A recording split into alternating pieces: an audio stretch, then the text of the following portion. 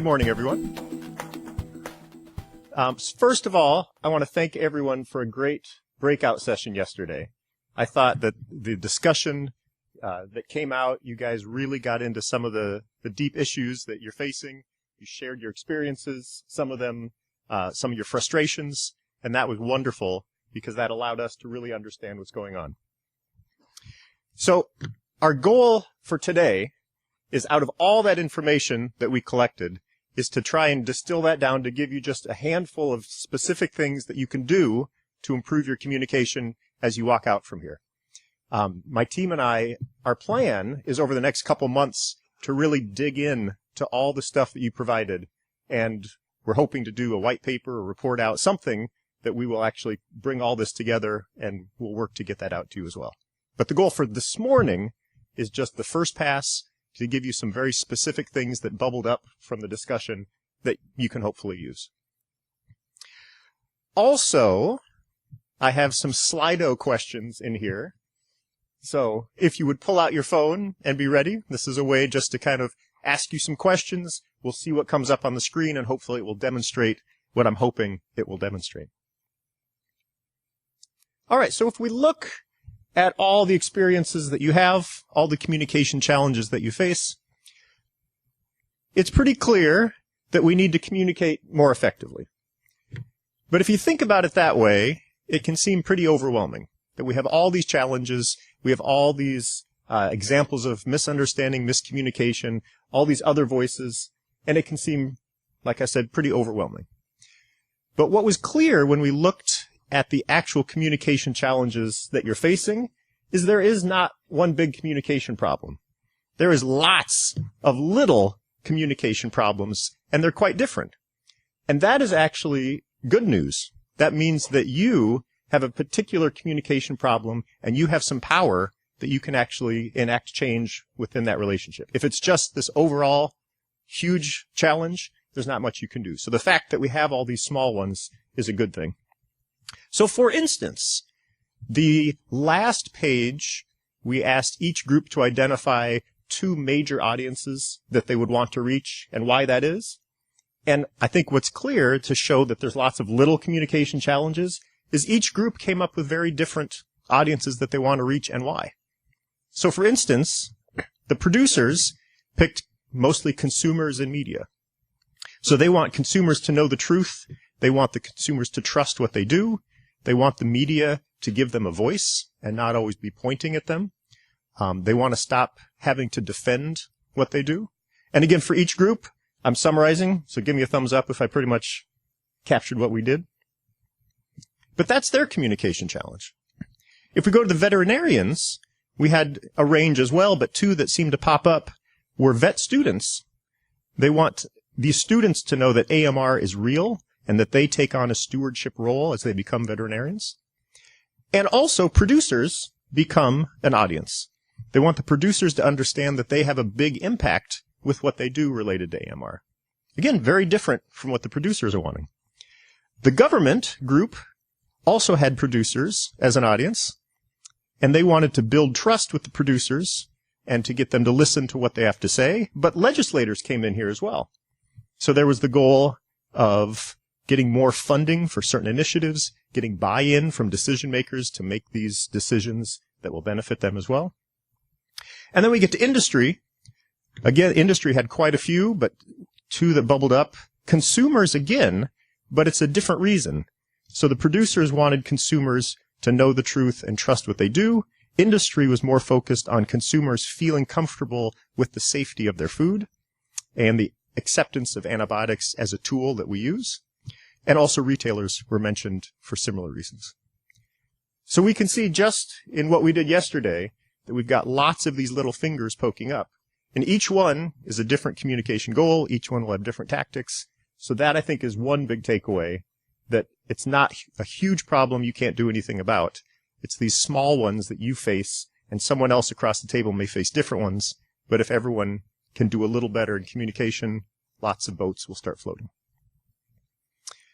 So I do want now to get into some very specific things that I think will help address. Some of these are cross-cutting that go across groups. Some of these popped up more in one group or the other.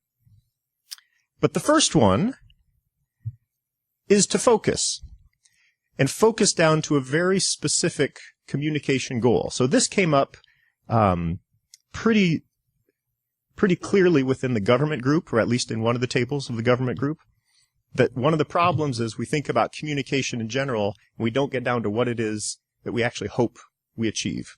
So for instance, communication is a tool. It's not a goal in itself. It's not that I want to go out and communicate. The communication lets me do something else. So one thing would be to ask, what do you actually want to achieve by using that tool, by using communication? A couple of the things that were mentioned often would be to educate or to counter misinformation. And yes, that's important, but I would still say that's kind of a weak goal. It's still pretty vague, because you're hoping if you educate a certain audience, that's not the end. You hope by educating them, they're going to do something else.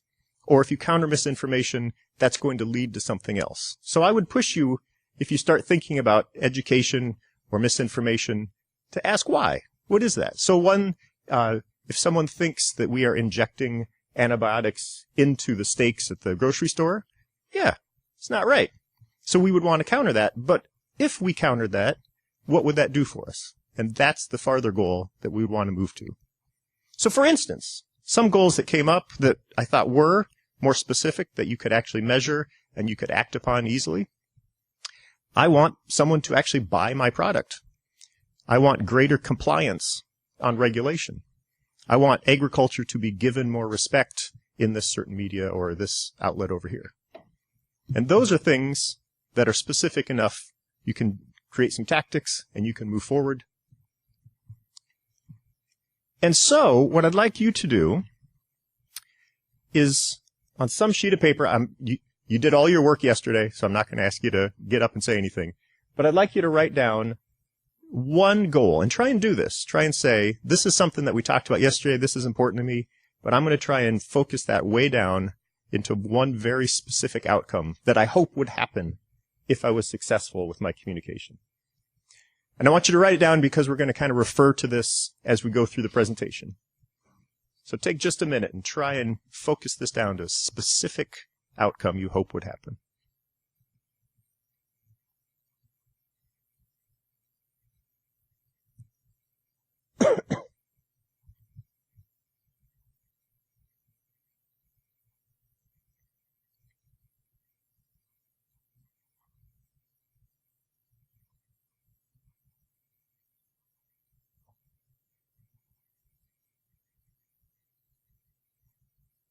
Okay. If you're not done, that's fine. Keep writing. But now that you've got a specific goal, the next question would be, at what level do you need to reach your audience in order to get that? And a lot of times we think of impacting the audience as one thing, but again, there's lots of differences. So maybe what you need is the audience's awareness. And maybe that's all you need. Maybe the problem is that there's someone that doesn't even know AMR is an issue. And so one goal would be to let them know that this is a topic worthy of discussion, worthy of awareness. That could be it. You could also need knowledge. So it's not just I want you to know about it, but I need you to understand that this fact is true and that this fact is not true.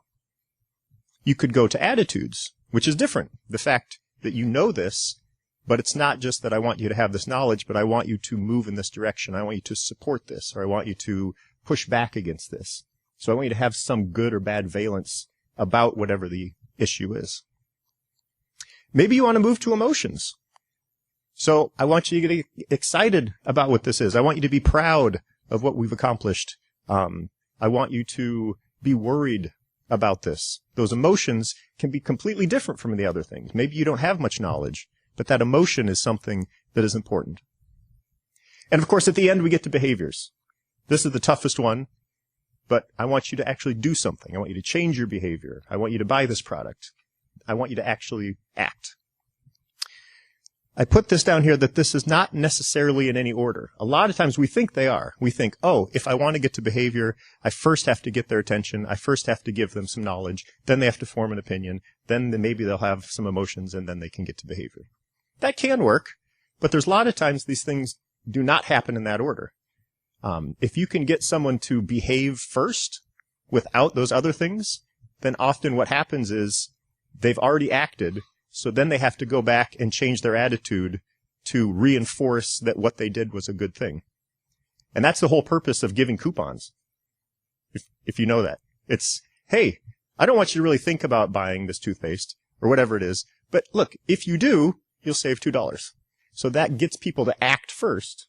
And then once they bought the toothpaste or whatever it is, once they've acted, then they go back and say, oh, well, the reason I bought that is because it was a good deal. I'm smart. You know, you can justify it in many different ways, but you can have someone behave first. You might have emotions happen first.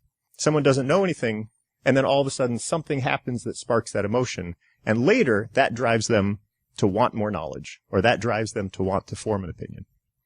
So these things, yes, they can connect, but they can also be independent of each other. So this is our first Slido question. Slido, please. So whatever you wrote down, whatever your goal is, which of these levels of audience impact would you need to hit in order to achieve your goal? Maybe you need them to actually behave. Maybe you don't. Maybe attitudes is all you need. And hopefully what we'll see is based on whatever your goal is, all of these can be valuable.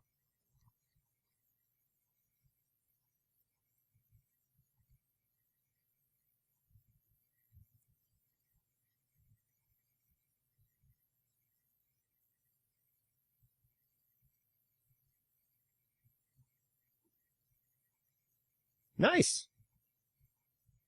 Keep going. We're still ticking up. But what we can see is that based on whatever it is you want to do, and it doesn't matter what it is, but it's something specific, you might say behaviors is where I need to go. I need to change action. But knowledge seems to be number 2. I don't care about your behaviors, but I need you to change what you know, because there's something either you don't know or you have a misunderstanding, and that will fix the goal. And we have attitudes, awareness, emotions as well. So we have this nice spread, which shows you don't have to hit them all, but whatever it is that you're most interested in, that's where you can zero in and say, this is what I need to work on. All right, so that is focusing down. Thank you. That's focusing down to the goal, but also we need to focus down to a particular audience. So a lot of us talked about the general public or the general consumer, and there really is no general public. Just like we said, there's no one big communication issue. There's lots of little ones. The general public is actually made up of a lot of little publics that respond differently based on their experiences, based on attitudes, worldviews, etc. So again, if we think of it as this general mass that's undifferentiated, it makes it really hard to have an impact because that's not who it is. We're trying to hit these particular targets. So I'll give you an example. Has anyone heard of the 6 Americas? No? I get to introduce? Excellent. So this was a study done by Yale Cultural Cognition that looked at what people know about climate change. And at the time, there was a thought that it was mostly left-right, kind of political. And they did a bunch of surveys, and what they found out is that there was really not a general opinion about climate change. There was not a political opinion about climate change. But they said America really is 6 Americas. There's 6 different groups of people within America that have very different views about climate change, but they're pretty similar. And it's not based on state or geography. It's just not evenly spread, but it's spread, and you got these different pockets. So this is what they found. About 29% were in the alarmed group, 30% concerned, and you can see this spread.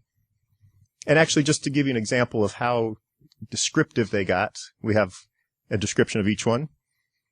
So the alarmed group, they're the ones on the far left. They're the ones that are all in. They're certain that global warming is happening. They're strongly supportive. They may not know exactly what to do, but they're concerned. They're really worried. You get to the concerned. This is a group, they think it's happening. They think it's harmful. It's human-caused, but they see it's somewhat of a distant threat. They support action on climate change, but not as far as the other group. We have the cautious. They're the ones that sit on the fence. They're uncertain what it is. They're uncertain if it's something they even need to really get involved in. they don't really have any strong opinions. You have the disengaged, which is a small group, but they've just never even given it thought. It's just never been important enough to cross their mind. This group needs basic information about climate change because they don't even know. This would be a group where the awareness might be the goal that you would shoot for. Then you got the doubtful. They're uncertain if it's happening. They don't think it's human caused. And finally, we have the dismissive at the very far end. Believe that global warming is not occurring, strongly oppose policies, and these are the people that have acted against it. So the far left, you have people who are wanting to actively support climate change. This is the group that is actively trying to oppose it. And so what that means is if you know that these different audiences are out there, you can now decide which one do I want to target based on whatever I want to do. So maybe you want to take the ones farthest to the left that are the most alarmed. They're already motivated. Maybe you want to mobilize them or enable them to do something more. Maybe you want to get some of these people in the middle that are the fence sitters to say, no, actually, for me, it's more important to shift them up or down the scale. I have some power to move them. Maybe you want to pick the side that's far in opposition and say, you know what, I really want to change your mind. I really want to convince you that this is something to shift up. That's one of the difficult things to do, because we'll talk about in a second when these opinions get locked in, it's hard to move them. So that'd probably be the lowest return on your investment, but maybe that's your goal. And maybe that's something that you say, it's important enough to invest that much resources to try and move these people.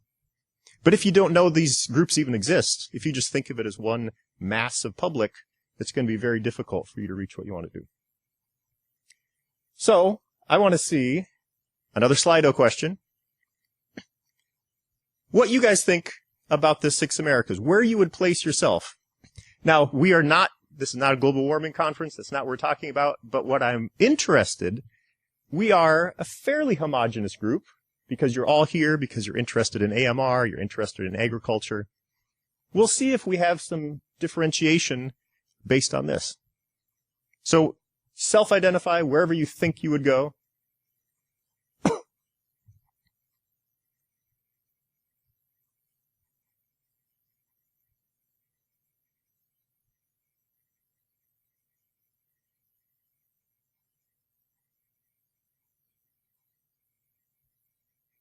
Excellent. So again, we see this spread. Even in this room, we have quite a difference of, what would this be? 6 NIAAs, groups of people. So we're all in here, but we have these different perspectives. Thank you. So what that means, this is climate change. This is global warming. I use this example because it's one that's well documented. There's lots of evidence to back it up. But this spread will be the same for whatever you're interested in. So if you want to talk to the public about AMR, there's going to be similar bubbles. People who are very engaged, they're worried, they're on board, people who have never heard of it. If your audience is instead producers, if your audience is instead policymakers, you're going to have a similar spread. It'll be a different spread, but again, those pockets are going to be there. So the more that you can really focus down and say, this is my goal, it's achievable, it's measurable, and this is the audience that I think I can actually make the most inroads with. That in itself will already set you up a lot more for success. All right, so that was, let's see, that was almost 20 minutes, and that's the pre-communication. We haven't even got to what you actually say or what you put in the message. But that's one thing that came up a lot, that this kind of goal setting is kind of sidestepped because we go too quickly to what the problem is and what we think the solution is. So if we take this pre-communication step, that can set you up. Okay, you got your goal, you got your audience, you know what you want to do. So the second thing that I want to focus on is content. So now we get to what your message is. What do you say? What do you include? What do you not include? So within a lot of your comments, there were lots of statements about focusing on the science and getting the facts right. And people don't know this, so we have to make sure that they know this first. And what this is leading towards is this transmission model of communication. It's also called the deficit model, where we basically have this one-way communication. We have the source, which is you. You have information that you want to get to the audience. We pass through transmitter, which could be whatever medium you use, the channel, the receiver. It gets to the audience, and we measure whether or not it was successful based on if that message transferred across. Actually, here's a quick little trivia bit. This model of communication, do you know where it started? Who actually developed this model? Close, but it was for telephones. It was for AT&T. So it was people working for AT&T, I think in the 40s, and they came up with this as a way to measure whether or not their signal was successful. And it quickly was adopted by communication in general to say that's how communication works. The problem is this doesn't work all that often because there's lots of other factors coming on. And so what I want you to think about for this second topic that I think you can take something and use right now is to ask, don't just assume that if I get more science out there, that's going to solve it. Or if I change these perceptions, that's going to solve it. It might. But the question is, when is science the solution and when should you look elsewhere? This came up very clearly, I believe, in the veterinarian group, and I think in the industry group, and some in the government group. So, I mean, this is not a new idea for a lot of people. This was kind of bubbling. But it also came out that even if people knew science and facts weren't the answer, they didn't know what the alternative was. So, okay, I know I'm not supposed to throw facts out there, but then what do I do? So, I'm going to give you a couple of these other things that might be where you need to focus your message. And to do that, I'm going to first move away from the transmission model and bring up another model called the elaboration likelihood model. Anyone heard of this? You takers? Excellent. I'm glad I get to kind of reveal these. This model says, well, it tries to describe when people process information and how they do it. So you can see we have two routes. We have the central route, which goes to the left, the peripheral route, which goes to the right. The central route is the idea that when you are exposed to a message, that you pay close attention, you really focus on whether this is a good argument, you try and pick it apart, and you really decide, is this strong, is it credible? And then that leads to a very strong and long-lasting opinion. So anything that goes through the central route is scrutinized and is pretty long-lasting. The peripheral route is where it does not go through that at all. You don't really pay much attention to the message. You use peripheral cues to decide whether or not to agree or disagree or anything. So it's not what the argument is. It might be, well, who gave you the argument? Do you trust that person? The person that was giving the information, did they look credible? I mean, look, I put on a suit for today. That's a peripheral cue that maybe you should listen to me. If I came in my pajamas, had the exact same information, chances are you would say, I don't know about this guy. And that's fine, but that's not the content, that's the cue. And these cues happen all the time. And in fact, what the ELM finds, out of all the hundreds and thousands of decisions we make every day, most of them, the vast majority, go through the peripheral route. Because it's this idea of an attention economy. We only have so many cognitive resources to devote to think about things that much. And so usually we don't. We use the peripheral route as a way to save time and energy. And so then the question is, if you've got your audience, your goal, you know what you want, the ELM is saying, chances are they're not even going to, even if you get the message in front of them, chances are they're not going to process it centrally, unless they have a reason to. Instead, it's going to be peripherally. And that could be using any cues, what they know from before, who you are, how long the message is. Maybe that's all it is. It's too long for me to read. That's probably important, so I'll use that as a cue. So what I want to talk about is what are the factors that increase the chances that someone will process through the central route. Okay, the first one is ability. Does the person even have the ability to process this? This is the one where I think a lot of what we talked about comes into play. So with the problem of complexity, so day one, I think that was when we had the word cloud and complexity came up as very important. This is where that's hitting the communication. If it's too complex, the audience can't even understand it. They don't have the ability to comprehend it. you're done. They're going to peripheral route out, and you're out of the way. So what are some ways to combat complexity? I mean, there's some easy ones. I take that back. These are not easy to do, but these are easy, I think, to understand. You need to avoid jargon, use words that only your audience uses.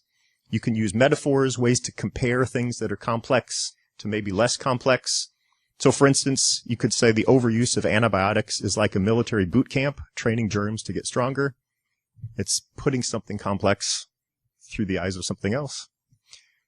But ability, yes, is necessary for central processing, but it's not sufficient. So even if you do all these things and the person has the ability, that's not enough. For instance, think about something in your life that you just think is incredibly boring. So I will tell you what mine is. Don't judge me, please.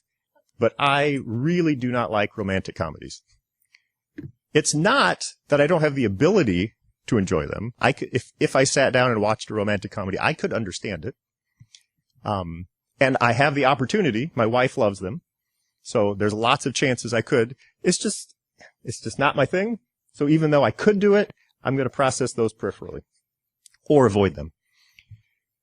So the next one is motivation. Once I'm able to do it, there has to be some motivation to say, yes, I'll take my time, I'll take my attention, and I'm going to process this. And so one way to think about motivation is, I called it flipping the need. A lot of times we were talking about needs from the communicator standpoint. I need you to know this. I need to get this information to you. I need this.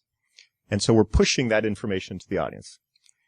But the audiences also have needs that they want met. And these could be very varied. They want, if it's a consumer, maybe their needs are healthy food at a low price. If it's producers, their need might be to be able to do their job and not face scrutiny. I mean, there's lots of needs. But if you think about it that way, that could be a way to get motivation, to say, hey, I know you have this need. You already want to do this. So I can help you do that with this information. That could be motivation to say, okay, I'll process this centrally and I'll see what you have to say. So thinking about how you can meet an existing need rather than try and push your need onto someone else. Self-efficacy. This is the belief that you have the power to enact whatever it is that's being said. So there could be barriers to action. Maybe I have the ability to do this thing or understand it. I have the motivation. I really want to, but I just don't think I can do it. It's too hard. I don't know how to do it. I don't have access to whatever it takes. I don't have the opportunity. My self-efficacy is low. So even though I could do it, I don't think I could do it. So the message could focus on that. It could focus on, you know what? You can do it. It's actually easy. So let's show you ways that you can enact this process, kind of build that self-efficacy up. And that might be the thing that pulls you through. Social norms. These are norms that other people are expecting you to process this centrally. You really should know about this because these people that you trust are going to count on you to know this. Or if you don't pay attention to this, these people are going to look down upon you. So we're using social connections as a cue to whether or not they should process this. This was a couple years ago, there was a big campaign across the country to try and get college students to drink less. So it was pushing back against binge drinking. And the strategy that they used was straight up social norms. It was not binge drinking is bad for you. It was not here's how it's going to harm you. The messages were 4 out of 5 college students do not binge drink. Binge drinkers are looked down upon as ruining the party. So it was all these messages had nothing to do with what binge drinking did to you, but what other people are going to think about you if you do this thing. And so it can be the same thing. Maybe someone is not open to your message, but they really care about what these other people think. And so if you can use those social norms, if that can be part of your message, that could also spark people to say, okay, I'll process this centrally. You can even go to identity. So most people have 1 or 2 or 3 identities that are really central to their lives. And if the message can tap into that, that's another reason to say, yes, this is something I'm going to really process. So a good parent does this. If you are a good parent, this is important. Well, I'm a good parent, so I want to be a good parent. So now I'm going to pay attention to whatever this message is and go centrally. You care about your livestock. I do. Livestock's important to me. That's who I am. So again, those are cues to process things centrally. So, do you eat enough vegetables? Let's see. I'm guessing not. You know, you're supposed to get five fruits and vegetables a day, but come on, we know it's supposed to be vegetables. So if you don't, the question I have for you is why not? What's holding you back? Is it the fact that you don't have the ability to understand vegetables are important? Maybe not. But vote on which one of these, for you personally, is kind of your barrier to doing what you think you kind of should know. Is it self-efficacy? You don't know how to cook vegetables. You don't think you could do it. You don't have access. Is it more social norms? You kind of really want to be a vegetarian, but you know your friends would make fun of you, so you don't do it. What it is? Let's see what it is. Where within this whole central route processing paradigm do you fall on something I'm guessing you don't do, but you should?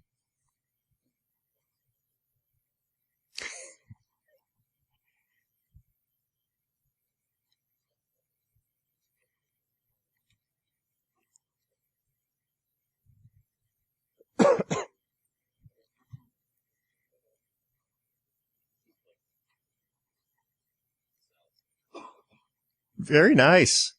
Okay, motivation is by far the top, and that's also one that could be very different. So it could be motivation for you for different reasons. Self-efficacy is up there quite a bit. So for some reason you know you should, you want to be healthy, but for some reason you think there's something in your life or something you don't know that's, I can't do it as well as I should. Social norms are there. Is that 0 at the bottom for ability? Yeah? Okay, good. So everyone in here can at least comprehend that vegetables are good.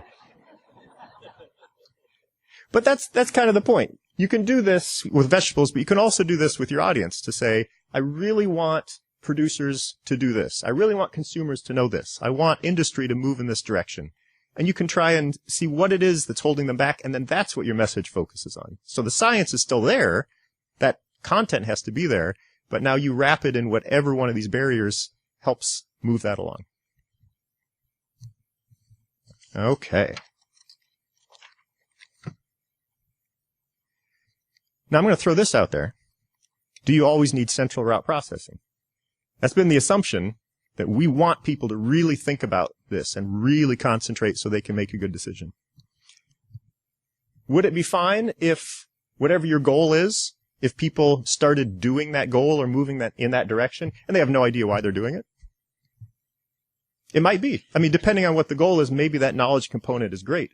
But maybe peripheral cues could be fine. I'm doubting someone would say, oh, hold up.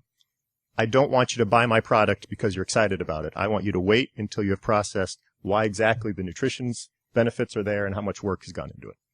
You're probably not going to stop. If the goal is to buy a product and they're going to buy it because of the color of the label, go for it. Thank you. So that's another thing to think about. When do you need to put in so much work to try and get central processing, and when is peripheral route possibly still going to get you what you want? Okay, that's number 2. Yes?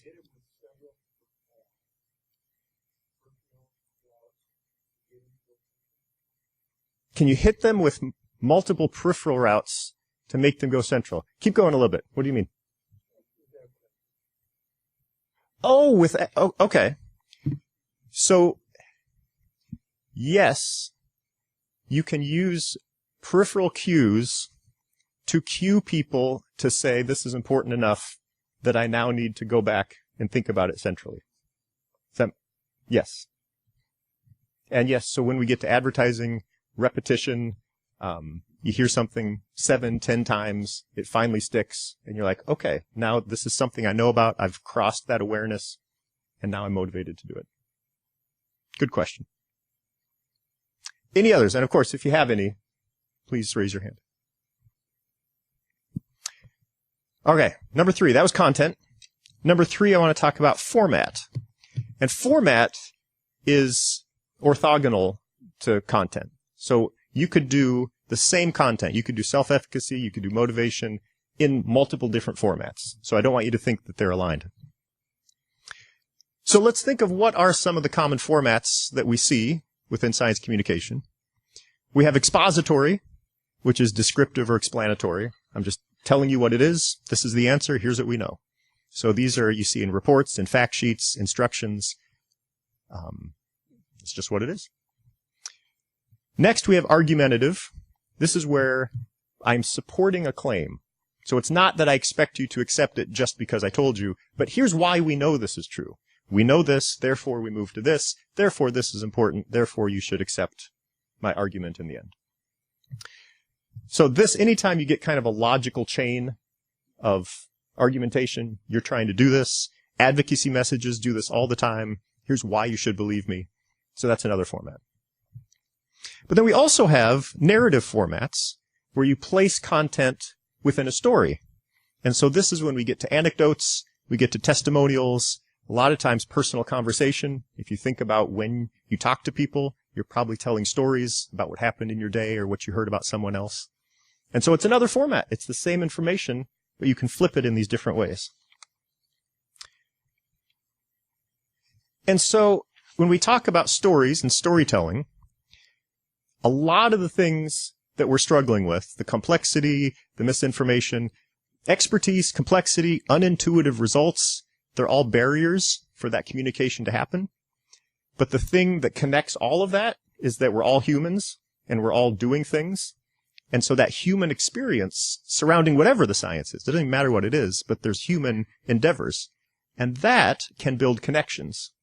And the stories can connect us to each other. So other ideas that bubbled up a lot was this disconnect between people who are in the ag industry or have ag backgrounds and people who are completely non-ag, who live in urban areas, who have no idea. That dichotomy came up quite a bit within your comments. This might be one way to bridge that, because even though, yes, we have different experiences by what we do with cattle, what we do in industry, what we do here, there's still stories to tell about successes and emotions and what happened and why we're trying to do these things. So what do we mean by story? So another thing that came up a lot is the need to tell our story. So I think that every single group had that somewhere in there, that we need to tell our story. And I think that's good, but I don't think that's exactly the same thing. Telling our story, I think, gets more to representation. We want people to know who we are and what we do. The voice of ag, the voice is absent in certain media outlets, and we want more representation. So that's what I think that's more. The story is even more particular. It's a particular personal experience of a larger phenomenon. So we've got something big that's happening in the world, and instead of telling about that, I'm going to tell you one case of that exemplifies what that is. So I'm going to tell one story from I was over at the producers yesterday, and correct me if I get this wrong, but instead of saying in general, yeah, there's a stigma around antibiotics, there's a stigma around factory farms that's a problem. Okay, that's a statement. But the story that came out that I thought was pretty powerful was there was an author that was coming to someone's cattle operation because she wanted to know kind of what it was like, and she wanted to write about the setting. She asked about if antibiotics were used, and I think you said there were 3 that were used out of 80, something out of 90. So not much, a tiny bit.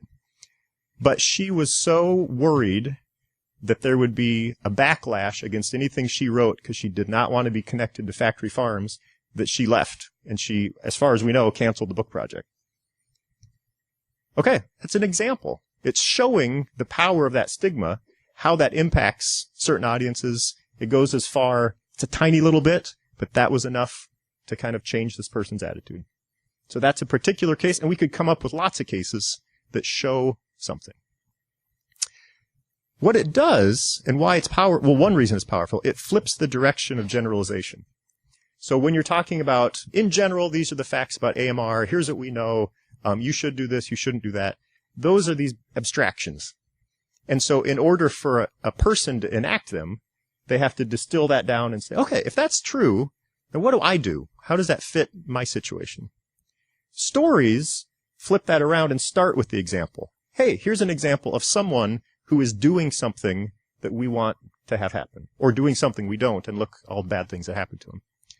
So then it starts with that specific case, and people generalize outward to say, well, that happened to that person. That was that person's experience. What does that have to mean that's happening in the world for that to have happened? And so the stories give you that power to show whatever it is you want to show happening at the human scale. So there's a lot of research into storytelling, and some of the quick takeaways is that it seems stories are the default mode of human thought. We can try and think logically, and we can with training, but when we relax, we fall back onto thinking narratively, which is what I said. When you go home, you're probably going to talk about stories. You're going to tell stories and probably not share facts. Think back to when you were doing the breakout sessions. We purposefully had on page 2, you were supposed to come up with a scenario because we wanted to see what stories popped up. So think back. What do you remember most about the day that you were yesterday when you were doing the breakout sessions? I'm guessing some of those stories, if someone had a good story, that might be the thing that comes back to you. Maybe today, maybe next week, when you think back to this conference, those stories might be the gems that you remember. When they are compared, and a lot of these are experimental studies, stories are easier to comprehend, and the idea is that's how we think anyway, so it's already in the format of how we process. They're processed faster, they're recalled easier, and they carry greater weight for decision making. So when you have to come up with a decision, it's a lot easier to pull up a story to say, oh, yes, I remember this happened to this person, so now I can base my decision on that. So what can you do is to think about, can you incorporate some form of storytelling into whatever it is you're trying to communicate? It could be the whole thing as a story, that's fine, the novel, or it could be within a larger message. I've got my science, I've got my arguments, and I'm going to give you an anecdote. And I want to use the power of storytelling to also have that in there. So here's some things to think about.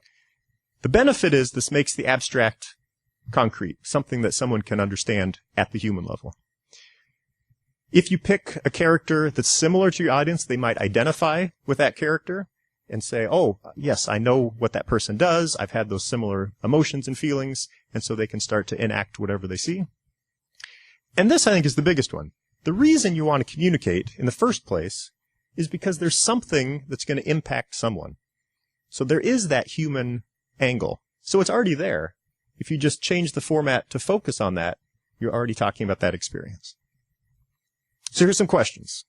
Does your topic have obvious anecdotes? I mean, maybe it does. If it's about how producers are using antibiotics, well, there you go. You got people who are acting. You can use those stories. If not, maybe you need to fictionalize. And that's, again, the story may be fictional, but the idea that it's trying to portray may be true. There might be cases where you have to fictionalize. You're talking about something in the future that hasn't happened yet. This could happen if we don't start controlling antibiotics. Hasn't happened yet, but you could tell that story. Who should the most relevant characters be? Do you want to show success or failure? Do you want to show someone doing what you want as a model, and you see the wonderful things that happen? Or do you want to show the idiot that made the wrong choice and look at all the bad things that happen? You do not want to follow in that person's footsteps. Do you want to show a representative example? So in general, if someone experiences this, here's what it's going to be. Or is it more instructive to go to one of the extremes? Here's the worst case scenario, or here's the best case scenario. Regardless, it's important to organize around a challenge or a conflict, because that's what drives people through. That's why people want to know what's going to happen. So you've set this up. What's the end? So question. How can you humanize the communication around your goal, the one that you've got right there on your paper? And I want you to think, who would be a good main character? And so this is another Slido. And this one we're going to see with a word cloud. So I want you to use 3 words only.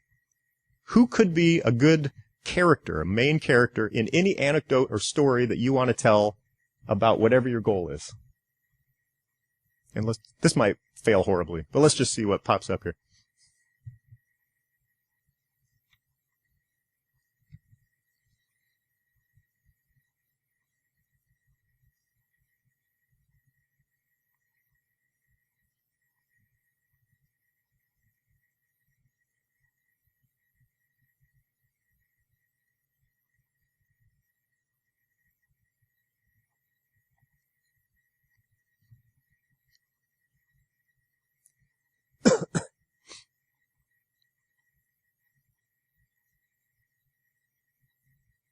Very nice. I don't think this is failing at all. This is John Wayne. Nice. Are we capturing this? Excellent. All right. So yeah, keep going if you want. But man, producer is really coming to the top. Someone who put producer, if you wouldn't mind, tell us kind of what you think. What would it be? Because I'm guessing we're going to find lots of different producer characters doing different things for different reasons.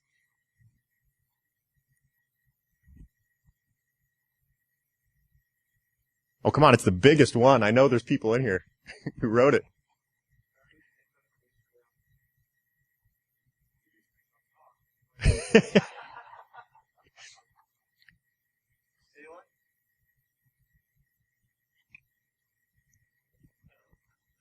What? Actually, I did not put that down, but the right reason to do that is because the farmer or the producer themselves are the most believable, have the best stories to tell, the most truthful information, and can be the most honest and factual about the information and stories they're sharing.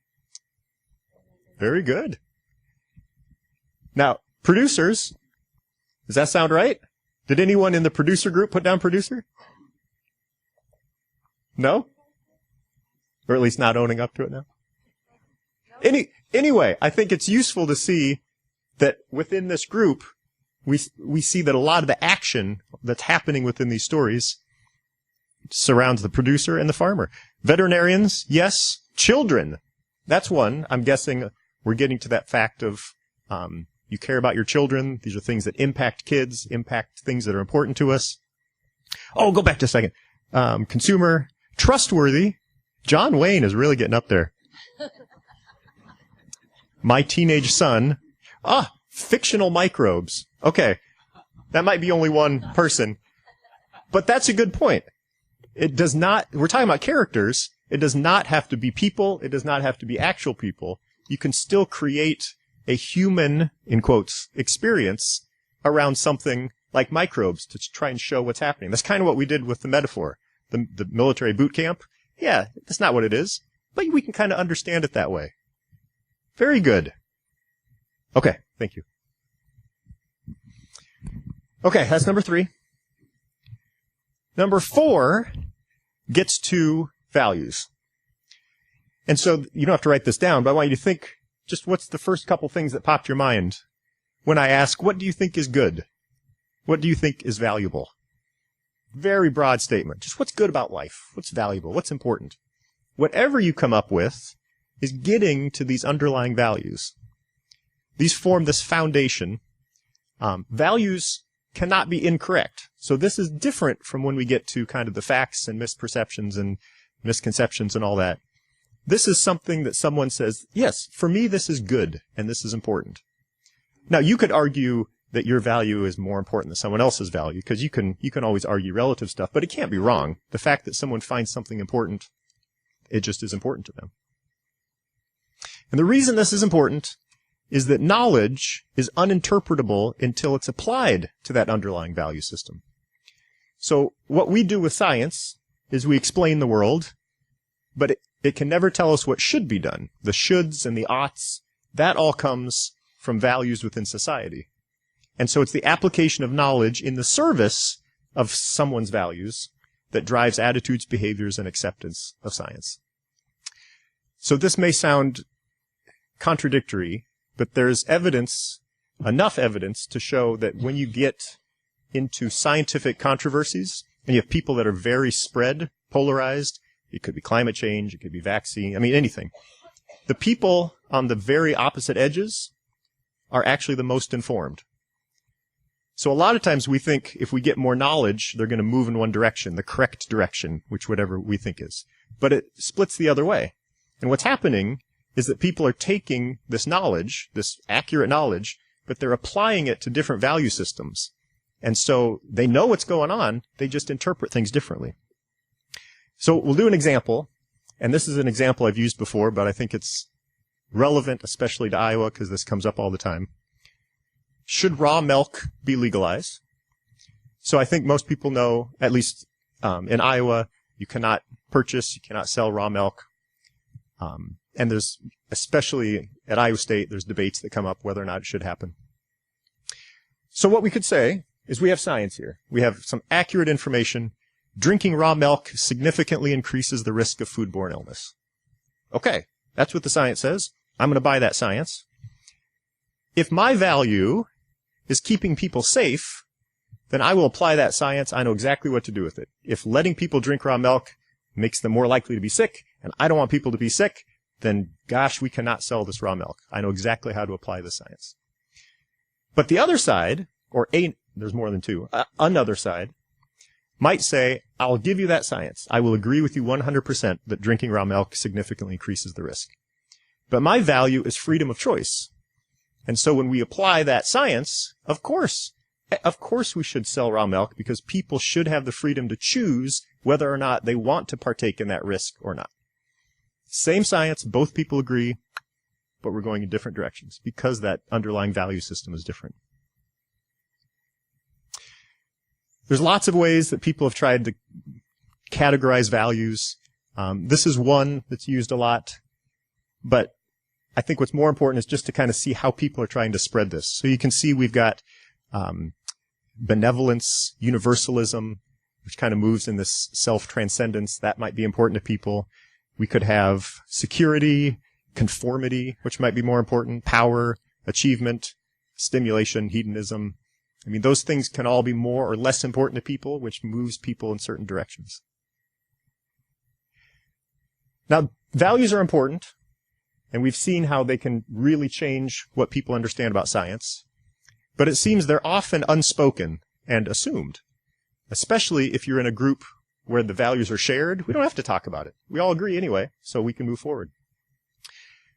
But if you want to see what the values are, well, first you could ask someone. But if you can't ask someone, you can often uncover what those values are by asking why a fact or argument is meaningful to them. Because they could use any fact, they could use any argument, but they chose that one. So what is it that is supporting? And that can get to the value that's driving it. So think about this. And this is, I'm not going to ask you, but just to kind of see how these things are in play. What are the values that are driving controversies about AMR? So think about controversies that you've seen, either in your audiences, in the media, whatever your connections are. What's happening? And then what are the values that their arguments or their worries or their fears or their resistance or their agreement, what is that supporting? And that can help you to say, I think I know why you're doing this. And then once you know why they're doing it, you can move in that direction. However, that can be hard because it's hard to get at what someone's value is. But I want you to recognize that your attitudes and behaviors about AMR are built on values too. So you guys are just as much value-centered as the audiences you're trying to reach. And you said it. So I think it was the third or fourth question on page 1, it was, why is AMR important to you? The first one was, why was it important to the profession? And there were lots of good examples of it supports the industry, it does this, it does that. So there's lots of good ones. But then that next one was, why is it important to you? And that's where some of these values started coming out, where you described not really what you want to achieve or not what you hope people do, but what it is that motivates you to try and do these things. And I'm just putting a couple because I don't want to prime you too much because I'm going to ask you for what you matter. But there was one that said very clearly, I want to protect public health. That's why I'm doing what I'm doing, which is going to apply science in a certain direction. I want to care for my animals. That's really what matters to me. The animals are important, and that's going to do it. I want to produce a quality product. I mean, so these are there, and when you're asked, even if you don't know you're coming up with your values, they spill out because they're underneath everything. So what I want you to do now is look at the specific goal you identified. That says something about you, and it says something about the values that you use when you come to AMR. And I want you to think about the values that it reveals about AMR. So look at the goal and ask yourself, why is that important to me? Why do I care at all that this is accomplished? And that will get to your value. So think about that for just a second. And on the next slide, we could maybe do a word cloud. But what I did is I pulled a bunch of values related to ag. And there's a long list. And in a second, we're going to move to Slido, and I want to see which of those are most relevant to you. Now, you probably care about lots of them, but I want you to pick the one that if these were in conflict, I'm going to put this on top. I'm going to give priority to this value. And again, this is not every value. I'm just trying to make a multiple choice test that you can take. So here we go. We got feed the world, support scientific progress, increase productivity, protect or decrease the power of organizations, increase or decrease the power of the United States, support tradition, support purity, protect health and safety, and that includes animal health as well, protect environmental health, and increase consumer choice. So probably many of them are important, but you've got a goal on your piece of paper. Which is the one that, which value is underlying why that goal is important to you? And Slido, please.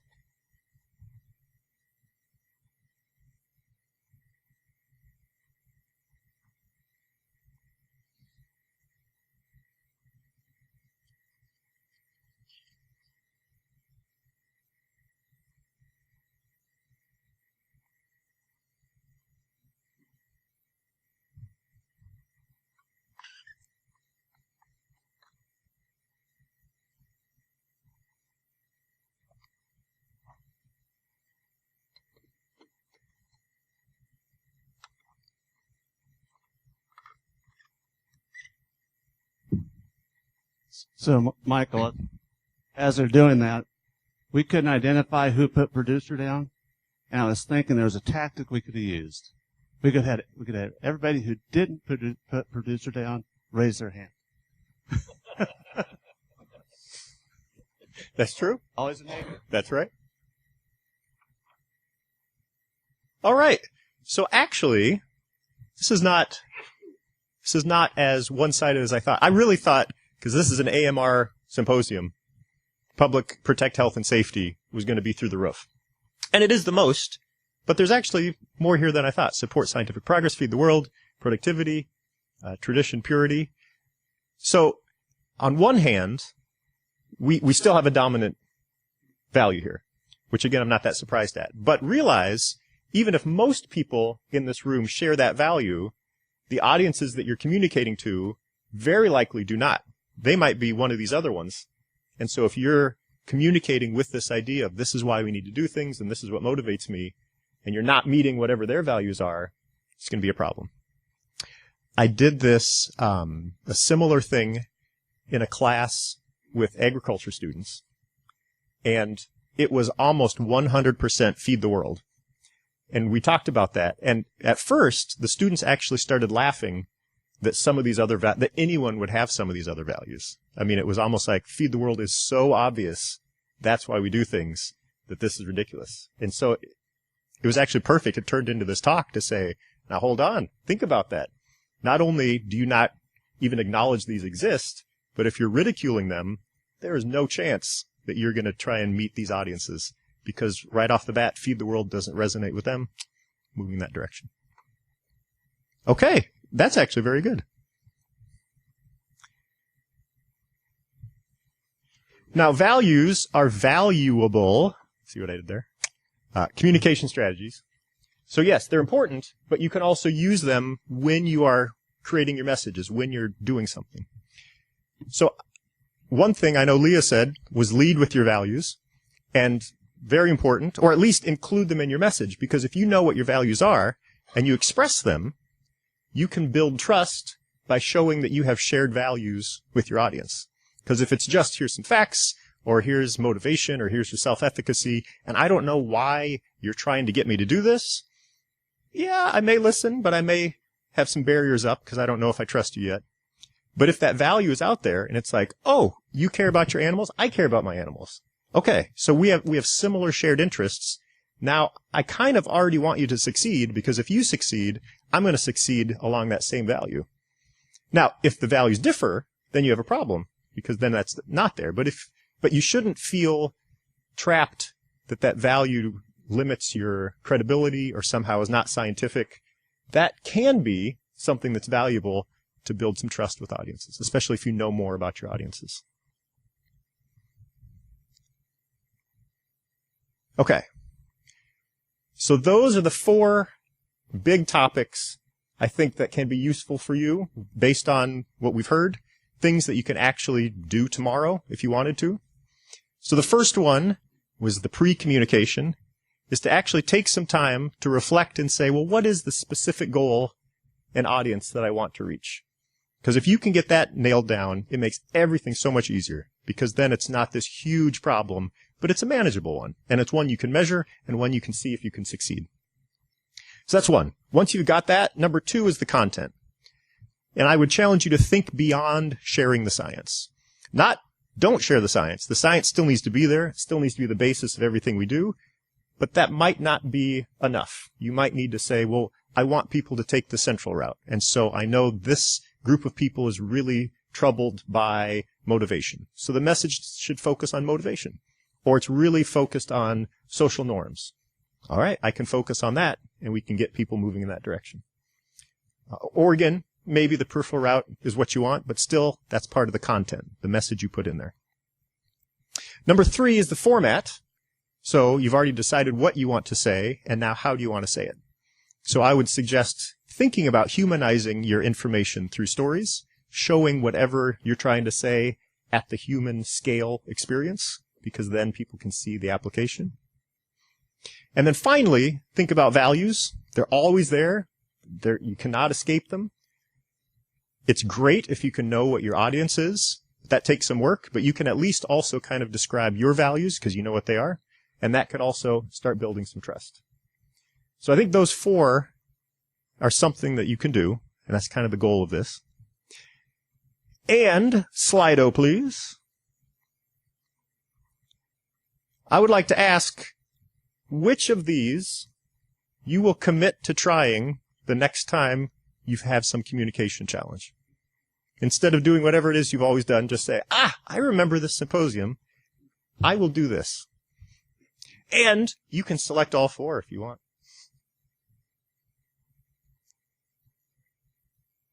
Oh, you can't select it? Then pick the one that is most likely that you will commit to do.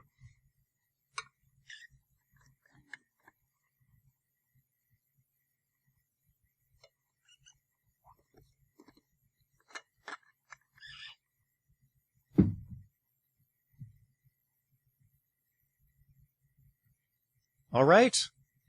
So again, a nice spread, which is what I was hoping, that each of these things, depending on your goal, depending on what you want to do, depending on your profession, there's some value in all 4 of these.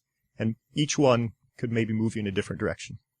And it's not going to solve the one big communication problem, but it will solve some of these little ones. And maybe not completely, but hopefully move them in a good direction. So, back to slides, please. So I do want to talk about what we're doing next. So like I said, this is what we were able to pull together in about 6 hours after you guys gave us the documents. There is so much good stuff. So I want to thank you for providing your honest experiences. Sometimes people are more closed off and they don't give very much, and moderators have to just pull and saw and try and get you to say something. You guys were great. You opened up and said, you know what? This is what I'm facing. This is a struggle. I'm upset about this. I love this. So we have so much information. We're going to look at this over the next couple months. We'll see what it turns out to be. Maybe a white paper, maybe a publication. But once we kind of have time to put all this together, we're going to make sure that somehow you have access to it or you have information so you can see what has come out of all the stuff that you gave us. So that's what I got. Hopefully that's useful. And thank you very much for both yesterday and today.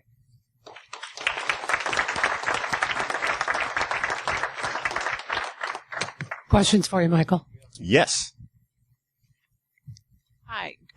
Excellent presentation. I really, really enjoyed that. And one of the main reasons I wanted to make sure I was here for this conference.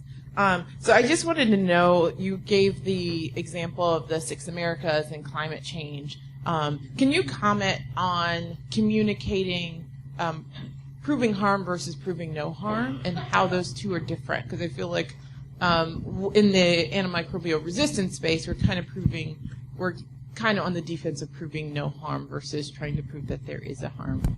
Which in my head, one is easier than the other, so what's the difference there? Yes. So this is another, so I'd say vaccines kind of fall in a similar category. It's a lot easier to say, here's an example of a vaccine that led to some horrible disease. Even if it's not, causational. You can say that. It's a lot harder to say, hey, here's a bunch of people where nothing exciting happened. And that is a challenge. There's another one. So there's, I don't think this is a secret. So at Iowa State, we did some, uranium enrichment during World War II. And so there's always a story that one of the soccer fields is radioactive. And the people at the National Lab here, they talked to me about this, and they said, it drives them crazy. It's this rumor that kind of pops up every 5 or 10 years. And they don't know what to do, because a parent could say, yeah, my kid played soccer, got a headache, and it's because of what's happening. And it's, well, no, none of the other kids got a headache.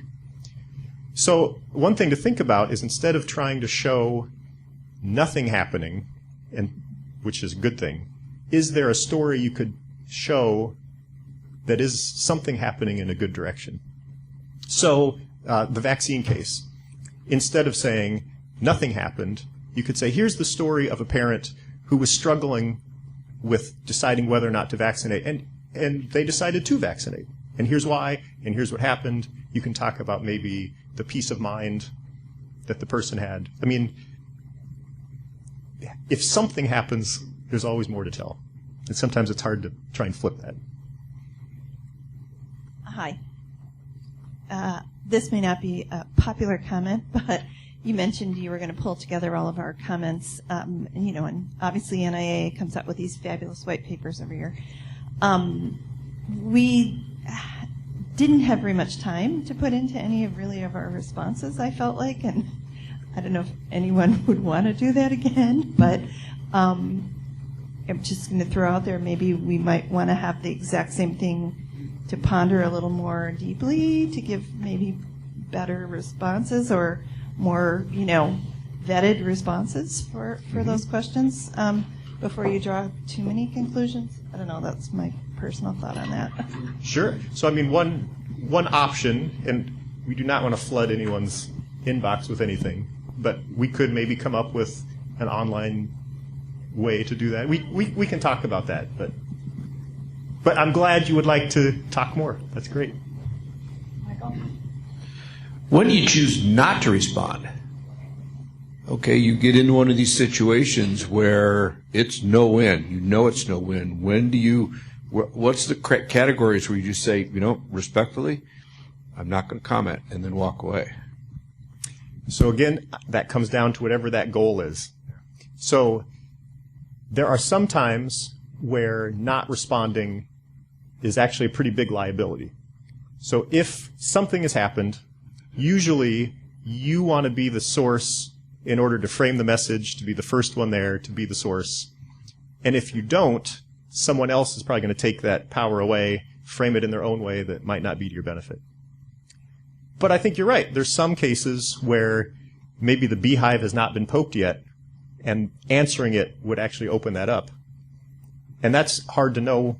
It's hard to predict the future, which way to go. But I'd say it really comes down to that goal. I want this to happen, or I don't want this to happen. And you can then say, if I did this, I think it's going to go too far. We talked in one group about how even a single video or a single picture can go viral and have a big deal.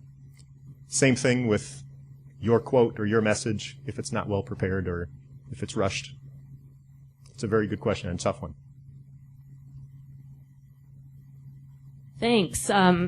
I think you've provided a lot of very valuable strategies when you have an audience identified that you can have access to. But I think in agriculture, we often just talk to ourselves a lot, and we don't know how to access those other audiences. Can you maybe comment on some strategies to break out of our echo chamber? So, yes. So thank you. This is actually the fifth thing I was going to talk about, but I knew I wouldn't have time, so we got into it. There's also bubbles about working with the media and the traditional journalistic media who has reach beyond ag audiences. And how much time do I have?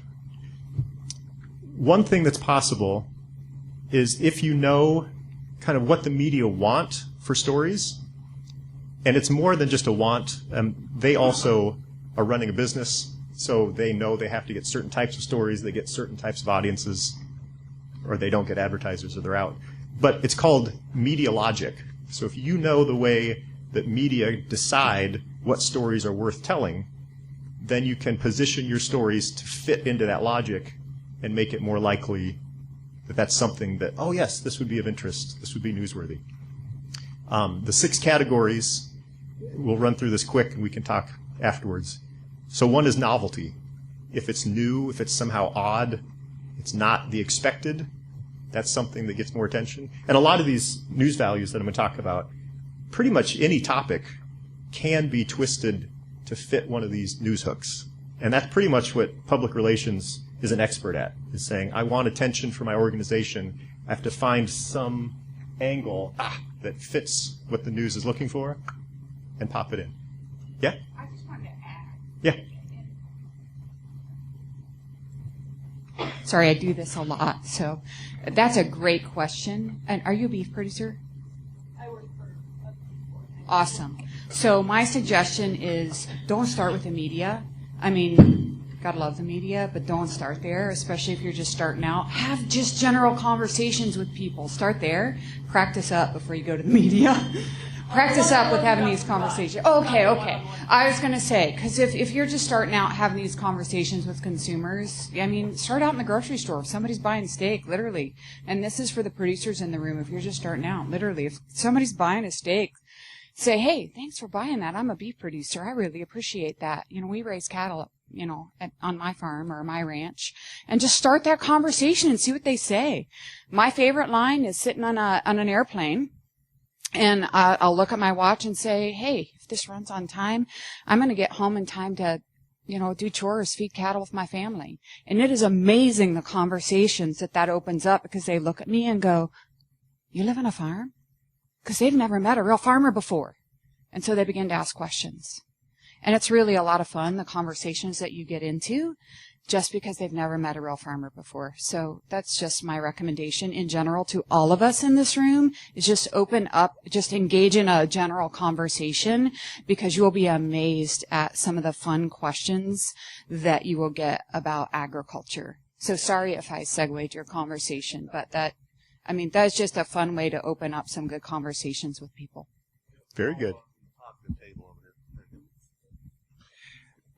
The other connection there that can be made, Karen, and others, is that when you're dealing with the media, invite them out to your turf. Bring them out to the farm. Bring them out to your business, to your industry. They're used to operating behind a telephone, behind a camera, sitting at a desk, asking the questions that they've already pre-planned. When you bring them out to your turf and you share and show your experiences with them, they get a different and much better understanding of what it is that you do, how you do it, why you do it, and why it's important to your farm and family, and why it's important to the animals, and why then that leads to healthy food. So when we get them on your turf, your own turf, where you are more comfortable, telling and sharing your story is that much easier and more effective. And I will say, absolutely. So I teach a lot of journalism students. And one of the things we say is, yes, you have to do your research. When you go to an interview, you have to know what's going on.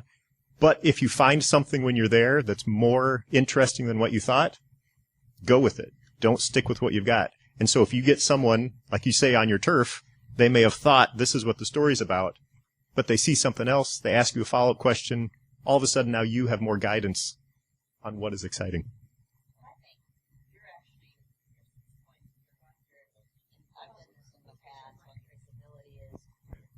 I'm sorry, I thought I was loud enough, but where I will write a story or a draft story that I think would be something, interesting, so that the reporter doesn't have to, or the publication doesn't have to go out and, their staff is slim now. So write a story or a draft story that they might be able to just edit with you in place. It already has some of the stories of the visits or something like that. So that's kind of, I think, where you were going to, was help them get, more easily get stories out. And that's what we've done in the past, just interesting, something new, a new product, history of something, that then will bring a point home. So that's where I thought you were going. Yes, the easier you make their job, the more likely it will happen. And I think you had a question. What were the other 5, the 6? Okay, so you want to do this quick. We got novelty. Is it new or odd? Conflict. Is there a fight? A fight is always more exciting than general agreement.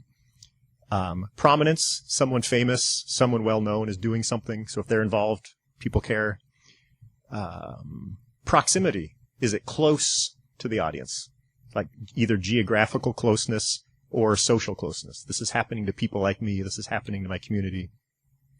Impact, that the information will actually change the readers something in their life. It's not just information. It can make them change their life, have impact. What am I forgetting? Oh, timeliness. Something is new. It's happening right now. If you don't read about it now, next week you'll miss out. So those are kind of 6 big ones that if you fit one or more of those, you're more likely the journalist will say, yeah, that's good stuff. Thanks for an excellent presentation. I have 2 quick questions. So where peer pressure fits into this, because I know peer pressure, at least in the medical community, has had, good impact. And then the other quick question is, if we don't understand the values or the identity of the audience that we wanted to target, how do we identify those? Do we do focus groups, or how do we understand our audience at a deeper level? Okay, so I'll take the second question first. So yes, how much resources you have to put in to understand your audience kind of depends on what you can do. So if it really matters, so if this is like market research, a lot of money is at stake, you might do a lot of focus groups and survey. I know in the industry group, this came up a couple times. Knowing a lot about your audience means that you know what the consumers want and you can meet their needs, which is great, but that takes a lot of time and money as well. If an outlet sometimes will describe who their audience is so that you can offload to someone else to say, our audience is this, we know this about them. If not, and you're kind of going blind, then it kind of gets to that point of you got to take a guess, maybe express your values if you think it's not going to be a horrible reaction, and just kind of play over a relationship to see what works, what doesn't, go back and forth. What was your first question? First part? Oh, yes. Well, I think peer pressure is everywhere. I mean, every industry has certain traditions and ways to do things. And all right, so another one that was going to be my 6th topic, we didn't have time for, was the spiral of silence. So this is the idea that if you think your opinion is in the majority, like I think everyone agrees with me, I'm more likely to speak out. But if I think I'm in the minority, which means peer pressure is kind of pushing against me, I'm less likely to speak out. Now, where that matters is you might not be right about what everyone thinks. And so who you talk from, what happens on social media, you can start to build up this perception of what people think. It might not be true, but what happens is whatever you think is the majority starts to get more voice, because the minority viewpoint, or whoever thinks they're in the minority, does not want social isolation and kind of does not voice their opinion. And so what you get is you get more one-sidedness. The side that thinks they're the majority speaks out, becomes bigger, and it takes over the discussion. Thank you.